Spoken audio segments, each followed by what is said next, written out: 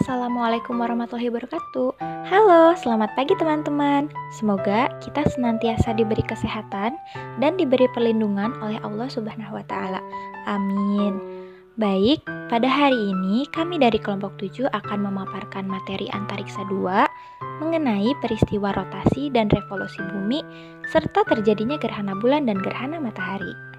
Sebelum membahas materi, perkenalkan anggota kelompok 7 terdiri dari Ina Salimah, Ira Laila Sari, Lutfi Fauziah, Tiara Dewi Lestari, dan saya sendiri Imelda Sari Sutisna. Langsung saja mengenai materi pertama yaitu rotasi bumi. Apa sih rotasi bumi itu? Rotasi bumi adalah proses perputaran bumi pada sumbunya atau porosnya dari arah barat ke timur. Lamanya proses rotasi bumi ini disebut dengan kala rotasi yang membutuhkan waktu selama 23 jam, 56 menit, 4 detik. Nah, nama lain kala rotasi adalah 1 hari. Namun, proses perputaran bumi pada porosnya tidak akan terasa karena adanya gravitasi. Jadi, gravitasi bumi dapat menarik semua benda ke arah pusat gravitasi bumi itu sendiri. Akibat rotasi bumi. 1. Terjadinya siang dan malam. Rotasi bumi mengakibatkan terjadinya siang dan malam. Hal ini terjadi karena ada dua bagian bumi yang sebagian menghadap matahari dan sebagian lagi membelakangi matahari. Bagian yang menghadap matahari mengalami waktu siang dan bagian yang membelakangi matahari mengalami waktu malam. 2. Gerak semu harian matahari. Nah, pasti kalian berpikir kalau matahari itu bergerak mengelilingi bumi, bukan? Sebenarnya bumi mengelilingi matahari. Matahari menjadi pusat tata surya yang dikelilingi oleh planet-planet di dalam orbitnya, termasuk bumi. Peristiwa itu disebut gerak semu harian matahari. Gerak semu harian matahari disebabkan oleh rotasi bumi yang membuat matahari seolah-olah mengelilingi bumi. Matahari merupakan bintang yang menghasilkan energi atau cahayanya sendiri. Nah, matahari itu juga berkeliling loh. Matahari bergerak mengelilingi sebuah lubang hitam yang berada di pusat galaksi Bima Sakti. 3. Perbedaan waktu dan batas penanggal internasional. Bumi itu bentuknya bulat tepat, sehingga saat berputar akan ada tempat yang menghadap matahari lebih awal dan ada yang menghadap matahari lebih akhir. Saat negara atau tempat yang berada di garis 0 derajat bumi menghadap matahari, maka negara atau tempat yang berada di garis 180 derajat bumi tidak akan menghadap matahari. Nah, hal itulah yang menyebabkan adanya perbedaan waktu dan juga tanggal di setiap tempat. 4. Perbedaan percepatan gravitasi bumi. Rotasi bumi mengakibatkan gerakan yang arahnya menjauhi pusat. Akibatnya, bumi menjadi tidak bulat sempurna. Ada bentuk tidak baku di kedua kutubnya dan mengembang pada khatulistiwa sehingga diameter kutub bumi lebih kecil daripada diameter khatulistiwa. Selanjutnya, proses rotasi bumi. Proses rotasi bumi secara umum artinya perputaran bumi pada porosnya. Rotasi bumi ini ada arahnya dan tidak sembarang berputar loh. Bumi berputar menuju ke arah timur atau melawan arah jarum jam. Arah rotasi ini mengakibatkan banyaknya dampak pada rotasi bumi yang dapat kita rasakan dari bumi. Salah satunya, kita bisa merasakan adanya malam dan siang hari. Meskipun panjang malam dan siang pada satu tempat, dengan tempat yang lain berbeda-beda. Nah, perputaran atau rotasi bumi ini akan semakin melambat karena dipengaruhi dari gaya gravitasi bulan. Pelambatan gerak gravitasi bulan dapat kita lihat dari lambat 1 hari sebanyak 1,7 milidetik dibandingkan seabad yang lalu. Manfaat berarti sesuatu yang bernilai positif. Maka dari itulah manfaat rotasi bumi adalah sama saja dengan akibat positif dari bumi. Beberapa manfaat yang bisa kita rasakan dari adanya rotasi bumi antara lain adalah sebagai berikut. 1. Adanya pergantian siang dan malam. Dari dampak-dampak atau akibat dari rotasi bumi seperti yang sudah dijelaskan sebelumnya, kita melihat salah satu manfaat dari rotasi bumi adalah adanya pergantian siang dan malam. Kita semua mengetahui bahwa manusia merupakan makhluk yang terstruktur dengan akalnya yang sempurna dibandingkan dengan makhluk lain. Maka dari itulah manusia selalu mempunyai cara untuk menghabiskan waktu mereka. Dalam melakukan berbagai kegiatan yang bertujuan memanfaatkan waktu, manusia mengenal namanya manajemen waktu. Dalam manajemen waktu, yang paling besar adalah pembagian waktu untuk bekerja dan beristirahat. Waktu siang hari merupakan waktu yang sangat tepat untuk melakukan berbagai kegiatan. Selain karena kita tidak memerlukan pencahayaan buatan, udara di siang hari juga bagus untuk manusia dan dalam beraktivitas. Setelah beraktivitas, manusia memerlukan waktu untuk sejenak rileks dan beristirahat setelah selesai melakukan berbagai aktivitas. Dan pada malam hari adalah pilihan yang paling tepat. 2. Adanya perbedaan waktu. Manfaat selanjutnya adalah terjadinya perbedaan waktu antara satu tempat dengan tempat yang lain. Mengapa perbedaan waktu disebut sebagai manfaat? Ya karena hal ini secara tidak langsung berdampak pada berbagai hal. Hal-hal yang disebutkan misalnya adalah sistem komunikasi dan transportasi. Sistem komunikasi dunia menggunakan teknologi yang serba canggih. Sistem komunikasi tersebut akan dapat digunakan dengan maksimal dan kualitas bagus ketika penggunaannya bergiliran. Nah, apabila tidak ada perbedaan waktu, maka semua wilayah di bumi mengalami siang hari dan malam hari secara bersamaan. Nah, siang hari adalah waktunya orang bekerja. Ketika seluruh dunia memanfaatkan sistem informasi tersebut di jam sibuknya dalam waktu yang bersamaan, kita bisa membayangkan apa yang akan terjadi.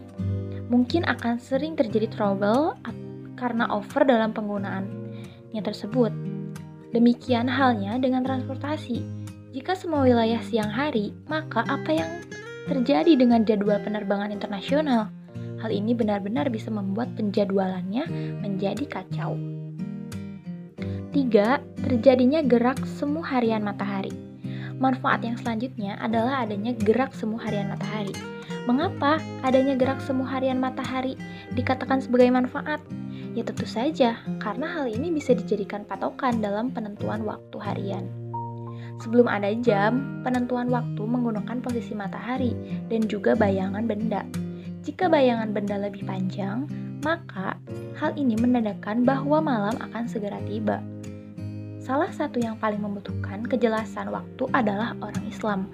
Hal ini karena Muslim melakukan ibadah 5 kali sehari dalam waktu-waktu yang telah ditentukan. Nah, apabila seorang Muslim kok tidak mengetahui tentang waktu, bagaimana ia akan menjalankan ibadahnya? Dia tentu saja akan sangat kesulitan dalam menentukan apakah sudah masuk waktu sholat atau sudah berakhir waktu sholat tersebut. Penggunaan posisi matahari dan bayangan benda dalam menentukan waktu sholat sudah dilakukan sejak zaman Rasulullah. Nabi Muhammadlah yang mengajarkan tentang waktu-waktu sholat dan cara membacanya melalui sinar matahari dan bayangan benda. Baik, nama saya Ira Lasari. Di sini saya akan menjelaskan mengenai revolusi bumi. Lalu apa arti dari revolusi itu? Revolusi adalah peristiwa bergeraknya sebuah benda mengelilingi titik pusat gerak benda karena adanya gaya gravitasi. Sehingga revolusi bumi dapat diartikan sebagai peristiwa bergeraknya planet bumi yang mengelilingi matahari sebagai pusat dari tata surya akibat adanya tarik-menarik antara gaya gravitasi matahari dan gaya gravitasi bumi. Kala revolusi bumi dalam satu kali mengelilingi matahari adalah 365/4 hari. Atau dalam tahun kabisat dapat dihitung menjadi 366 hari. Tidak hanya bumi saja yang mengalami revolusi, tetapi planet yang lain, bintang, dan asteroid juga berevolusi terhadap matahari, serta setiap satelit yang dimiliki oleh setiap planet berevolusi terhadap planet itu sendiri. Bukti terjadinya revolusi bumi. Yang pertama yaitu terjadinya paralaks bintang. Paralaks bintang adalah pergeseran kedudukan bintang yang dekat ke bumi terhadap latar belakang bintang yang lebih jauh yang disebabkan oleh pengambat di bumi telah mengubah kedudukannya. Yang kedua, terjadinya abrasi cahaya bintang. Abrasi cahaya bintang diartikan sebagai perpindahan yang tampak dari arah cahaya datang dari sebuah bintang akibat dari gerak revolusi bumi. Dapat dianalogikan jika kita berada dalam sebuah mobil yang bergerak. Saat hujan turun, maka tetes hujan tersebut akan terlihat miring saat menyentuh kaca depan mobil. Sedangkan jika mobilnya diam, maka tetes air hujan akan turun dengan arah lurus ke bawah. Selanjutnya, akibat dari revolusi bumi. Yang pertama, adanya pergantian musim. Seperti yang kita tahu, musim di belahan bumi utara dan belahan bumi selatan terdapat 4 musim, yaitu ada musim panas, musim semi, musim gugur, dan musim dingin. Hal tersebut terjadi karena intensitas cahaya matahari yang menyinari suatu wilayah atau tempat mengalami perbedaan lamanya matahari menyinari tempat tersebut. Kemudian yang kedua, adanya perbedaan namanya siang dan malam. Setiap kutub utara ataupun selatan akan mengalami lamanya sinar matahari menyinari kedua kutub tersebut, sehingga ada daerah sekitar kutub utara maupun selatan yang mengalami siang 24 jam ataupun malam 24 jam. Dan di waktu tertentu, kedua kutub tersebut akan berjarak sama ke matahari sehingga menerima sinar matahari sama banyaknya, juga panjang siang dan malam sama di seluruh belahan bumi. Yang ketiga, gerak semu matahari. Gerak semu harian matahari ini terjadi karena adanya pergeseran posisi matahari ke arah belahan bumi utara dan pergeseran posisi matahari menuju selatan. Yang keempat, terlihatnya rasi bintang dari bulan ke bulan. Rasi bintang adalah susunan bintang-bintang yang tampak dari bumi yang membentuk pola-pola tertentu. Bintang-bintang tersebut sebenarnya mempunyai jarak yang cukup jauh antara bintang yang satu dengan yang lainnya, sehingga jika diamati dari bumi maka akan terlihat saling berdekatan. Akibat adanya revolusi bumi juga menyebabkan bintang-bintang yang nampak terlihat berubah-ubah. Yang kelima, adanya kalender Masehi. Lama waktu dalam setahun adalah 365 hari atau 366 hari setiap 4 tahun yang dinamakan dengan tahun kabisat. Yang terakhir, ada manfaat revolusi bumi. Seperti yang kita tahu, terjadinya revolusi bumi menyebabkan adanya pergantian musim, sehingga kita dapat merasakan keempat musim tersebut jika kita tinggal di daerah belahan bumi utara ataupun belahan bumi selatan. Kemudian, dapat melihat berbagai bentuk rasi bintang, di mana revolusi adalah suatu peristiwa bumi mengelilingi matahari, sehingga kita dapat melihat berbagai bentuk bintang yang berpola di angkasa. Yang ketiga, kita mempunyai satuan waktu penanggalan yang pasti. Seperti yang kita ketahui, satuan waktu yang kita gunakan yaitu penanggalan Masehi, di mana sekitar 365 hari per tahun. Dengan adanya penanggalan yang pasti, kita dapat mengenal waktu serta tanggal sebagai satuan waktu yang lebih kecil. Bismillahirrahmanirrahim. Perkenalkan, saya Inas Salimah. Di sini saya akan melanjutkan pematerian yang selanjutnya mengenai gerhana bulan. Apa sih gerhana itu? Menurut Prasetya tahun 2013, kata eclipse atau gerhana berasal dari bahasa Yunani yaitu eklipsis yang berarti peninggalan atau pelalaian. Gerhana merupakan kejadian astronomi yang berlaku apabila suatu objek astronomi bergerak ke dalam bayang-bayang objek astronomi yang lain. Nah, kemungkinan gerhana itu terjadi yaitu pada bulan baru atau new moon dan pada bulan purnama atau full moon. Pada bulan baru, bulan terletak di antara matahari dan bumi, sedangkan pada bulan purnama, bumi terletak di antara bulan dan matahari. Kejadian gerhana ini disebabkan oleh bayangan bumi dan bulan yang besar sekali. Oleh karena itu, jika kedua benda ini diterangi oleh matahari, masing-masing mempunyai bayangan yang menjulur ke dalam ruang angkasa jauh dari matahari. Bayangan yang terbentuk oleh bumi ataupun bulan mempunyai beberapa bagian. Terdapat suatu daerah bayangan sempurna yang dikenal sebagai umbra. Karena bumi maupun bulan lebih kecil dari matahari, sehingga umbra masing-masing berbentuk kerucut. Umbra ini berkurang diameternya semakin bayangan ini menjulur lebih jauh ke dalam ruang angkasa, sampai akhirnya bayangan ini tiba pada suatu titik. Sekeliling kerucut bayangan sempurna, terdapat suatu daerah bayangan sebagian yang disebut dengan penumbra. Setiap objek dalam penumbra ini mempunyai cahaya dari suatu bagian sisi matahari. Jika garis-garis yang membatasi daerah kerucut bayangan sempurna diperpanjang ke arah luar, akan terbentuk suatu kerucut terbalik. Kerucut terbalik ini disebut dengan umbra negatif. Lalu yang selanjutnya ada macam-macam gerhana. Berdasarkan posisi bulan dan matahari dapat dibedakan menjadi dua macam, yaitu gerhana bulan dan gerhana matahari. Yang pertama ada gerhana bulan. Gerhana bulan merupakan fenomena saat sebagian atau keseluruhan penampang bulan yang tertutup oleh bayangan bumi. Hal ini terjadi jika bumi berada di antara matahari dan bulan pada satu garis lurus yang sama, sehingga sinar matahari tidak bisa mencapai bulan karena terhalangi oleh bumi. Lalu, bagaimana sih proses terjadinya gerhana bulan itu?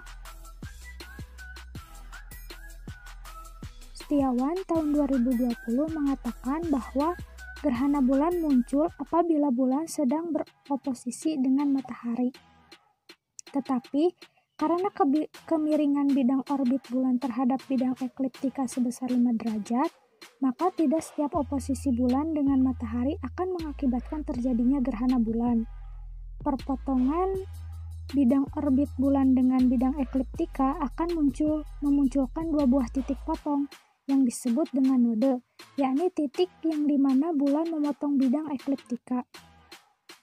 Gerhana bulan ini akan terjadi saat bulan beroposisi pada node tersebut.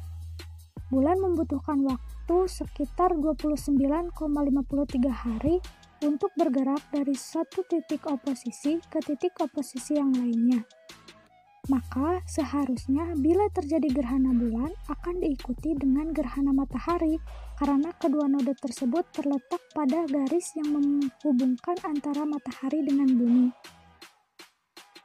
Nah, proses terjadinya gerhana bulan ini lebih lama dibandingkan dengan gerhana matahari. Adapun prosesnya yaitu yang pertama, dimulai ketika bulan yang bersinar terang tiba-tiba tertutup sedikit demi sedikit oleh bayangan hitam. Bayangan hitam tersebut tidak lain dan tidak bukan adalah bayangan dari bumi. Kemudian yang kedua, setelah itu lama-lama bulan yang bulat tadinya akan tertutup semakin lama semakin banyak hingga bulan hanya terlihat sebagian dan semakin lama bumi akan terlihat menyabit. Lalu yang ketiga, setelah mulai menjadi menyabit, lama-kelamaan bulan akan tampak menghilang karena tertutup penuh oleh bayangan bumi. Ketika saat inilah kita tidak dapat melihat bulan dan bulan seperti menghilang. Dan yang keempat, setelah bulan tertutup semua akan tampak seperti menghilang. Kemudian kita akan menyaksikan bulan kembali muncul dari arah yang pertama kali bulan itu menghilang. Munculnya bulan ini dimulai dari bentuk bulan yang sabit. Setelah itu bulan tersebut semakin lama akan semakin kelihatan dan menjadi setengah, dan semakin lama akan semakin utuh sehingga tampak lagi seperti semula. Yang selanjutnya ada jenis-jenis gerhana bulan. Secara umum gerhana bulan ini dibedakan menjadi 3 macam, yaitu gerhana bulan total, gerhana bulan sebagian, dan gerhana bulan penumbra. Yang pertama, gerhana bulan total. Gerhana bulan total merupakan gerhana bulan di mana semua bagian dari bulan akan tertutup oleh bayangan bumi, sehingga bulan akan tampak tertutup semua. Saat terjadi gerhana bulan total ini, maka bulan akan terlihat berwarna kemerahan. Hal ini berhubungan dengan lapisan atmosfer bumi. Di suatu daerah tertentu atau suatu negara tertentu, gerhana bulan total akan terlihat lebih merah daripada di daerah lain. Hal ini menandakan bahwa jika bulan berwarna lebih merah, maka suatu tempat tersebut memiliki tingkat polusi yang semakin kuat. Gerhana bulan total ini dibedakan lagi menjadi 2 macam, yakni gerhana bulan total dan gerhana bulan total plus. Nah, gerhana bulan total adalah gerhana bulan yang terjadi pada saat bulan berada tepat pada daerah NTT, dan pada saat yang demikian warna bulan menjadi merah, namun warna merah tersebut tidaklah merata.